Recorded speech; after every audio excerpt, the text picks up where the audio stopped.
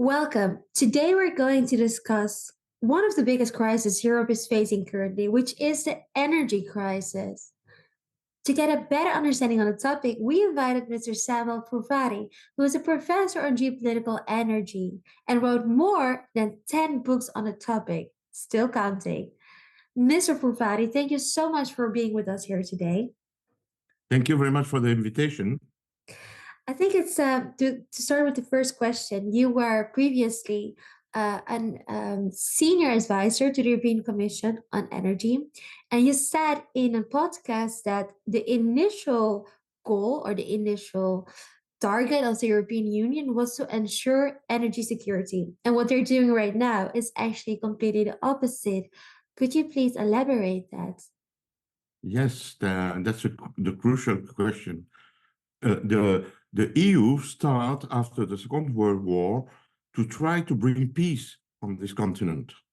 And to bring peace, you need to have prosperity. Mm.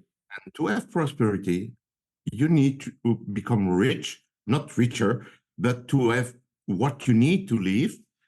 And for that, you need to work. And to work, you need energy. And so the idea at the base of the EU was to provide cheap, abundant energy to everybody, to the industry, but to the citizen also. So for nearly 70 years, the idea was to bring cheap and abundant energy to everyone.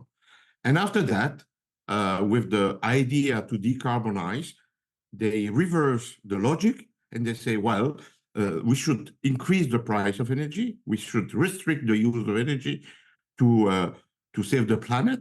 And if people are not working, that's not a problem because the priority is the green. This is a new paradigm. Because now Europe is facing with an energy crisis. There are so many people that are actually struggling with paying for their energy bills. One of the reasons is, for example, that we move towards renewable energy. We're not using Russia's gas anymore, so we have to pay more prices to get our gas somewhere else. What other factors are playing a role in this energy crisis, and how does it relate to the green bill? We had a lot of energy in Europe. Not enough, but there was certainly good quantities of energy, including in the North Sea. But they decide not to exploit our resources. You know, there is oil and gas in many countries of Europe, in the North Sea, in the Mediterranean Sea, but it's prohibited to produce it. Mm. And so we need to pay the Arab countries, Russia, USA, to have our resources. This is a really strange idea, not to exploit our own resources.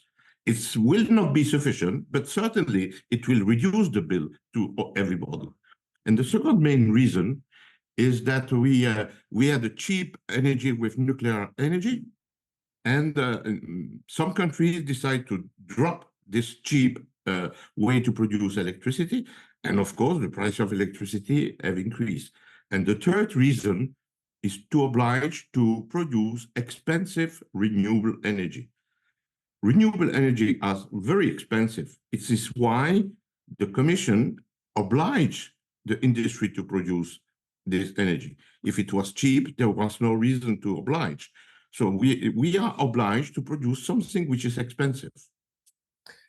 I wanted to elaborate on that because you were talking about the natural resources that we have.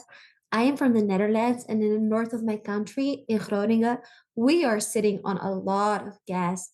Now, the people of Groningen have said to our government, we do not want you to exploit our natural resources because it's leading to earthquakes. And I think it was also interesting, and that I also would like to tap on, is that in another podcast you mentioned that actually by law and by treaties, European member countries are actually allowed to exploit their resources. So I was wondering if you could give your take on that and give us some more information on it. Article 194 of the Lisbon Treaty uh, say that a lot of policies are to be done together between the EU and the member states. But what we call the fuel mix, that means the type of energy that we want to use in a country, is a decision of the country, not a decision of Brussels or Strasbourg. That means that Netherlands, if they want, they can exploit their gas. The problem is that the government is afraid of the Greens because the Greens will immediately criticize the government, saying, you don't take care of the people, you don't take care of the environment. And so politicians, not to have trouble, follow the Greens. You know, the Greens are just a few percent in Europe, but everybody's afraid of them, and therefore we don't produce what we should produce. Yeah, and I think the Greens now are even scared themselves of the Green Deal, not just the Greens, but also the Socialists. I mean, this week they came out with a manifesto and they were very vague when it came down to the Green Deal.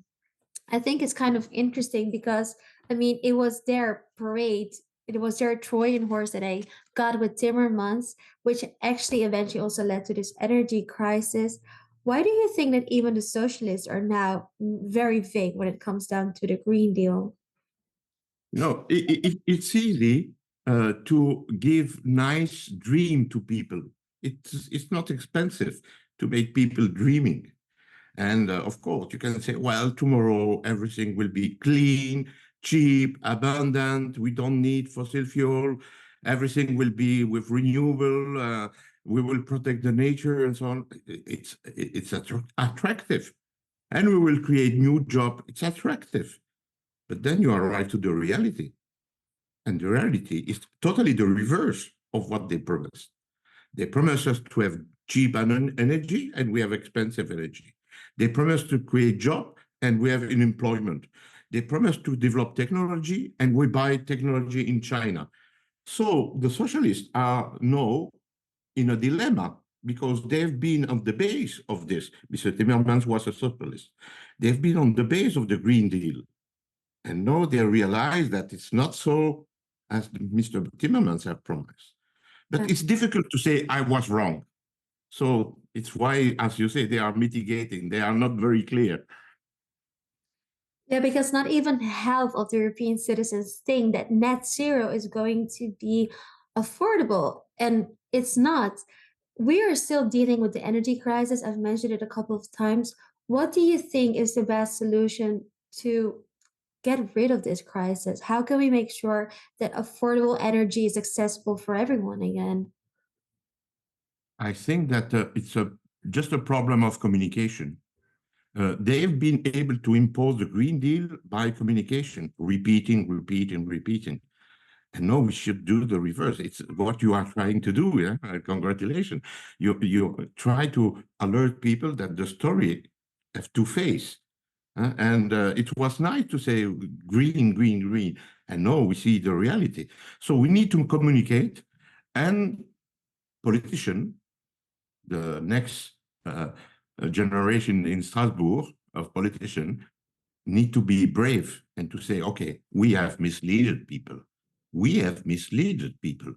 And now we need to come back to the reality. Why we need to come back to the reality? Because nobody in the world is doing a Green Deal. We are only one, the EU.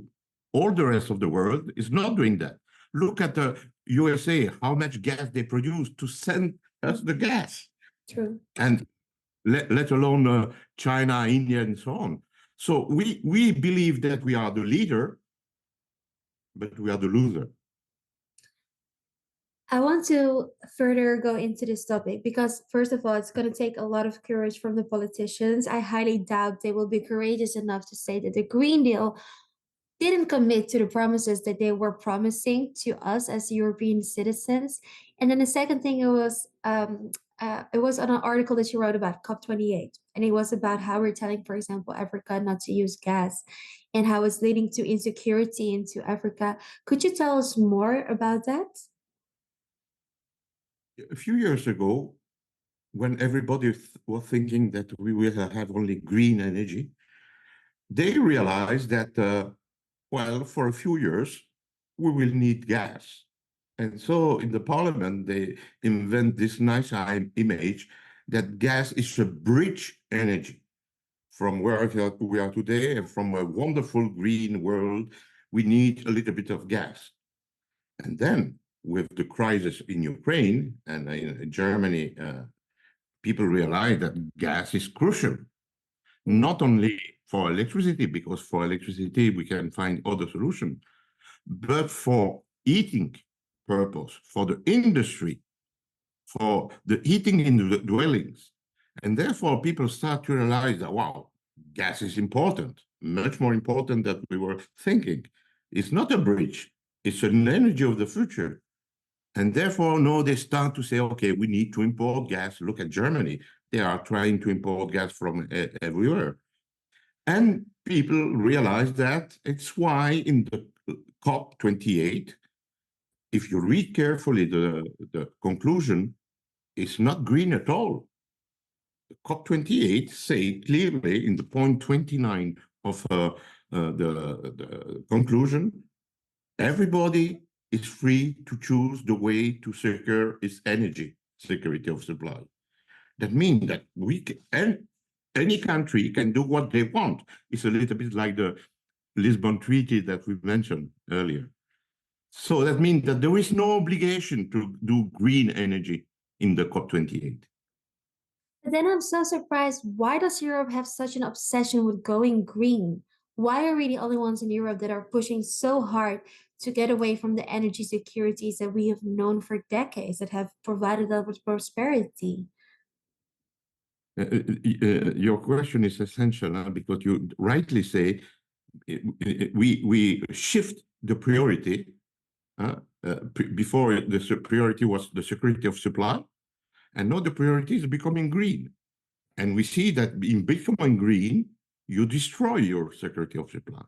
We are in a huge difficulty in Europe because we are lacking our resources and we have difficulties to buy energy also outside the EU. Therefore, what there is behind that? Well, there is strange enough, uh, the willingness to degrowth. Mm. That's the problem. The backbone is to degrowth. There are ideology, not only in the EU, but also in some other USA, that they want to degrowth. And to degrowth, you need to reduce population. And to reduce the population, you need to reduce energy. Because with energy, people become prosperous. And it's quite shocking that socialists have not seen that. The green, I can understand because they are green and they want to degrowth. But even the communists were in favor of growing. The But that's the Marxists was for growing. And why the socialists now are insisting on the green, which are indeed going to degrowth? I do not understand. But that's an interesting part because you're saying, like, why didn't they see that this is going to lead to degrowth? But is it really about not knowing that this policy is going to lead to degrowth, or is it an intentional policy to lead to degrowth? It's not No, just a hidden agenda. I think that for the green, it's they want that. They want that. For the socialists, they've not understood. They are they've been misled by the green, by the willingness to attack the market or so, because if you want to have energy, you need a market. So they don't like the market, so they don't like energy, but they will be surprised about the degrowth. And it's why I believe that something will change, because it's not in the nature of the socialists to have degrowth. Mm. Uh, Probably they have to react. I hope that they will understand the trap in which they fall. The green open a trap, and the socialists fall in the trap. I'm going to say something, and I'm scared it's going to be a little bit controversial. So I've been to COP27 and I've been to COP28. And I've been speaking there to people that are living on those islands like Tuluvalu, Palau, that are actually really scared that they're going to lose the land that they've been living for generations after generations because of the rising sea level. And then hearing their pain kind of was really, it really did something with me emotionally, right? Because it did realize me like maybe we should change our way of living. Maybe we should try to be a little bit more sustainable. But then I'm also torn because I'm thinking like this whole Green Deal is just leading to energy poverty. I think it's horrible that people cannot even pay for their energy. Mothers have to choose whether they can pay for food to put on the table for their kids or have the kids playing in warmth instead of in the cold. And I'm so torn between that. I think a lot of people have that as well, right? Because no one wants to harm the world. We all want to leave behind a thriving world. Where can we find a sweet spot? What is the sweet spot between ensuring the livelihood of our earth without pushing people into poverty? Um, People start to stop to realize that thanks to the fossil energy, starting with coal and then oil and then gas and then nuclear energy, we transform the life of people. Uh, Before that, people were slaves, officially slaves, or working like slaves, just to get a little bit of food. Mm-hmm. Uh, Thanks to the energy, people start to replace workforce, slaves, with fossil fuel. And this has created a boom and development of the economy.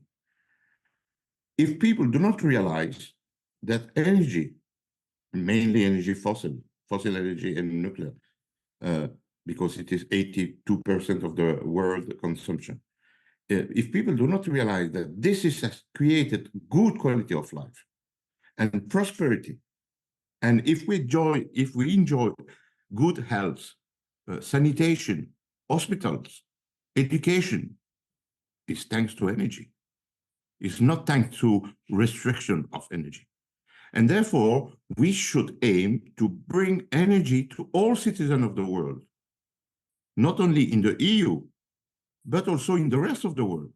In Africa, there are 500 million people without electricity, and 850 million people are cooking like our grandfather was doing, with wood, firewood, with a lot of pollution. This is not sustainable. Sustainable development is bringing prosperity. And pay attention that if you develop the country, then you start to improve the environment. Where the environment is better, in Amsterdam or in Kinshasa? Just look the environment in Kinshasa. There is no energy, so it's polluted and poor people. In Amsterdam, it's clean, of course, because it's when you become rich that you pay attention to environment. I think it's interesting because the Green Deal is always seen as something to, with the slogan as leave no one behind, it has a red heart. We're going to bring prosperity to everyone. And what they're doing is completely the opposite. And now that you're debunking all this myths that we have about energy and the Green Deal, what you're saying is so humanitarian. Is actually what's bringing real prosperity to everyone in the world. So thank you so much, Mr. Furfari, for being with us here today, for sharing your amazing perspectives, and thank you for our viewers for watching. Thank you, and I hope that this will help people to understand that we need prosperity to have peace.